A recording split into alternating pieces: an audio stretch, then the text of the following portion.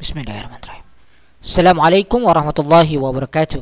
Alhamdulillah wassalatu wassalamu ala Rasulillah wa ala alihi wa sahbihi ajma'in. Asyhadu an la ilaha illallah wahdahu la syarika lah wa asyhadu anna Muhammadan abduhu wa rasuluhu allazi la nabiyya wa rasula ba'dah. Rabbi israh li sadri wa yassir li amri wahlul 'uqdatam min lisani yafqahu qawli. Rabbana zidna ilma warzuqna fahma. Amma ba'du. Melanjutkan materi kita di serial Al-Waqf wal Ibtida. Masuk kita ke pembahasan Alamatul Waqfil Kafi, tanda-tanda Al-Waqf Al-Kafi. Lil Waqfil Kafi dhawabitu. Bagi Al-Waqf Al-Kafi ada dhawabit. Dhawabit itu standar. Wa alamatun, dan tanda-tanda. Minha ma ya'ti, di antaranya adalah sebagai berikut. Al-awwalu an yakuna ma ba'dahu fa'lan musta'nafan. Pada posisi yang setelahnya merupakan fi'il musta'naf. Fi'il musta'naf itu adalah perbuatan atau pekerjaan yang akan terjadi berikutnya atau setelahnya. Atau ada juga yang menganggap fi'il yang tidak ada hubungannya dengan fi'il sebelumnya. Walakin ma'asin aw sawfa 'ala tahdid. Akan tetapi fi'il tersebut diawali dengan sin atau sawfa yang menunjukkan ancaman. Masalan nahu qawlihi, contohnya firman Allah Ta'ala di surah Az-Zukhruf, asyahidu khalqahum. Apakah mereka menyaksikan penciptaan malaikat-malaikat itu? Satuktabu syahadatuhum wa yus'alun. Kelak akan dituliskan persaksian mereka dan mereka akan dimintai pertanggungjawaban. Nah, kita lihat fi'il musta'nafnya adalah tuktabu, didahului oleh sin. Satuktabu, akan dituliskan. Dan ini adalah ancaman bagi orang-orang atau golongan yang menyebut bahwa malaikat-malaikat Allah Ta'ala adalah perempuan. Dengan tanda ini kita bisa mengkategorikan waqaf di asyahidu khalqahum sebagai al-waqfu al-kafi. Atau contoh lainnya di surat Hud ayat 93. A'udzubillahi minasyaitonirrajim.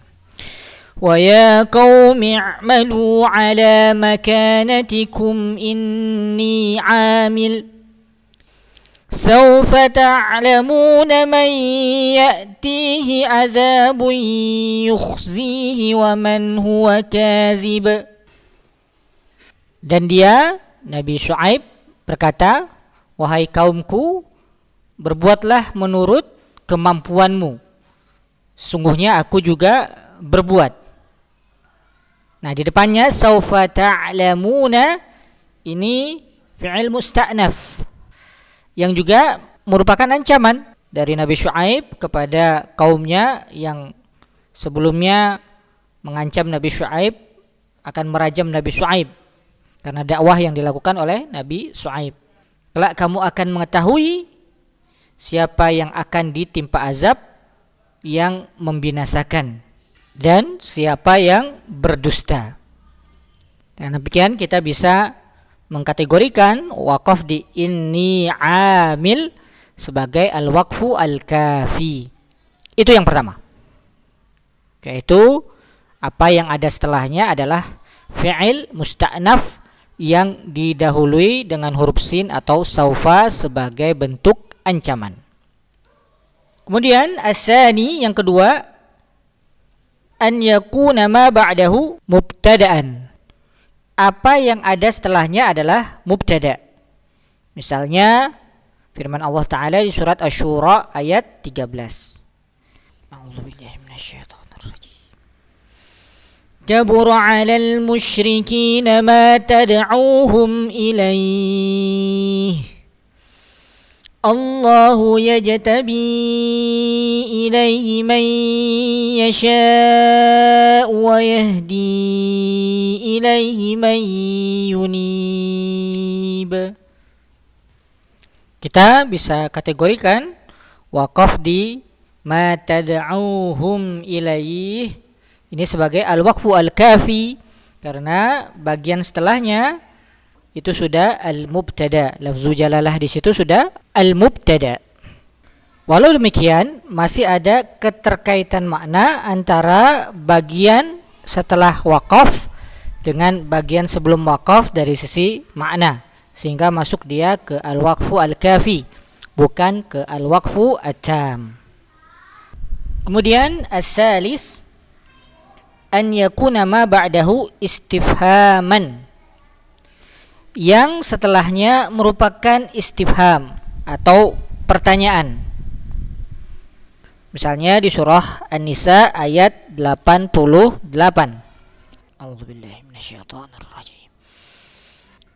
فما لكم في المنافقين فئتين والله أركسهم بما كسبوا أتريدون أن تهدوا من أضل الله. Maka mengapa kalian terpecah menjadi dua golongan dalam menghadapi orang-orang munafik? Padahal Allah telah membalikkan mereka kepada kekafiran disebabkan usaha mereka sendiri. Aturiduna di sini adalah al-istifham. Pertanyaan, apakah kamu berkeinginan, bermaksud memberi petunjuk kepada orang-orang yang telah disesatkan oleh Allah Ta'ala?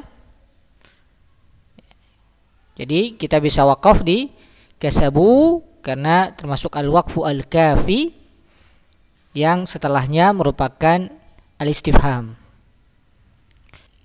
Sebelum kita melanjutkan ke tanda yang keempat, yang harus diperhatikan adalah perbedaan al-waqfu al-kafi dengan al-waqfu at-tam adalah dari segi keterkaitan makna antara bagian sebelum wakaf dengan bagian setelah wakaf.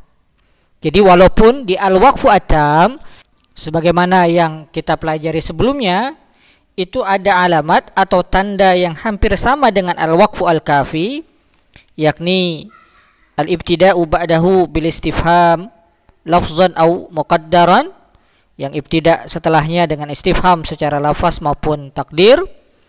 Akan tetapi yang membedakannya di al-waqfu at-tam, saat melakukan wakaf itu maknanya telah sempurna, telah tam.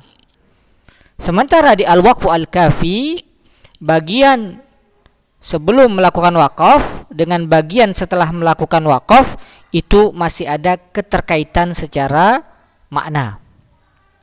Jadi ini penting untuk dicatat supaya tidak bingung kenapa ada dua tanda yang sama antara al-waqfu at-tam dengan al-waqfu al-kafi. Untuk mengetahui keterkaitan makna antara bagian sebelum wakaf dengan setelah wakaf, terkadang kita membutuhkan penelaahan pada kitab-kitab tafsir yang disusun oleh para ulama. Insyaallah pada video berikutnya kita akan lanjutkan ke tanda-tanda al-waqfu al-kafi yang keempat. Semoga bermanfaat. Allahu ta'ala alam. Allahumma arhamna bil Qur'an. Terima kasih. Wassalamualaikum warahmatullahi wabarakatuh.